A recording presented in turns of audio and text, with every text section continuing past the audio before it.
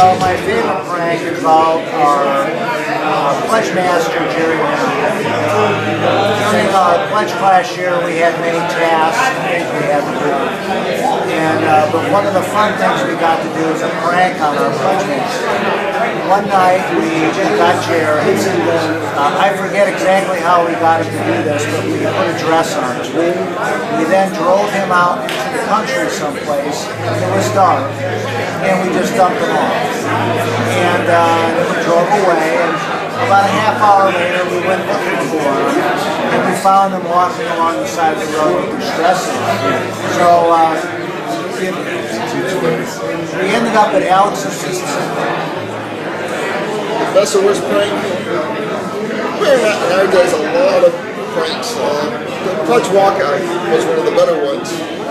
When we did the pledge walkout, as we left the house, he threw AIDS and laid all the actives around the thing. But when we got back, they had us lined up. First we had to break into the house. And we broke into the house, and it was this high in paper.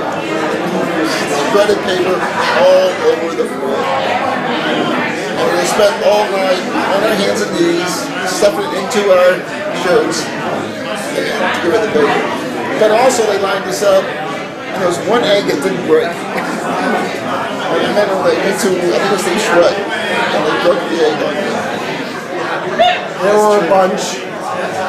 I suspect the best one we ever pulled is the day that we were getting even with Harvey Baer and Steve Schwett, and my roommate Ira Hockman and I decided to go into their room. It was entirely appropriate and responsive and proportional, and we chose to nail everything they owned to the floor.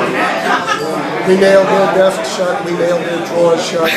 We did hold out their underwear, put it in a bucket filled with water, and put it in the deep freeze. But again, this was all proportional. It was a I was a pledge master in 1968, I think. We had about 9 pledges. By the natural law of things, they didn't like me very much. They took me out in a car.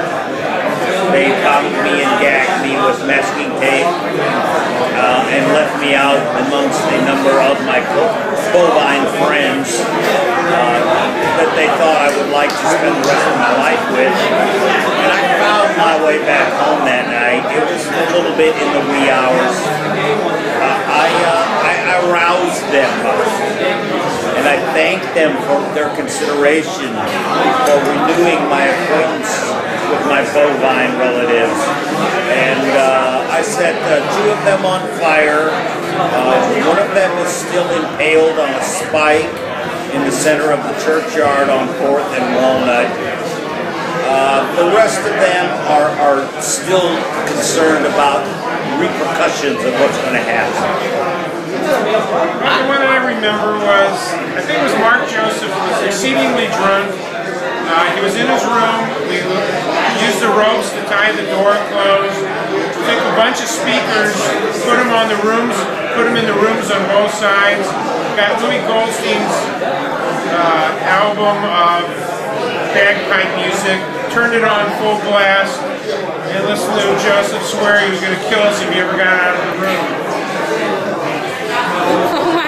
What was the other one? Oh, I remember we did the same thing in the old house. We spider webbed all the doors, where you tie ropes to the door handles and stuff. And except for the last door, I guess it was when we were pledge class. And all of a sudden his bayonet comes out from behind the door and starts slashing the ropes. There was the one where, I guess it's a pledge class, and he took us out to put us in cars, blindfolded us, took us out of town, out of Rolla. In the dark, we had no idea where we were dropped off. But all you had to do is follow the glow of the lights back to civilization. And matter of fact, we were real close to Zeno's, stuck out our thumbs, somebody picked us up and took us back to the fraternity house, and we beat the people who had taken us out back to the fraternity house. I remember being taken out. I remember one group not being found. I think it was with just one other person or alone. But had to find our way home. And then I was about somewhere, there was a fence, a barbed wire fence, and on the other side there was a pole. And I'm thinking I need to go across that to go, because I see the train tracks. And if I found the tracks, I could get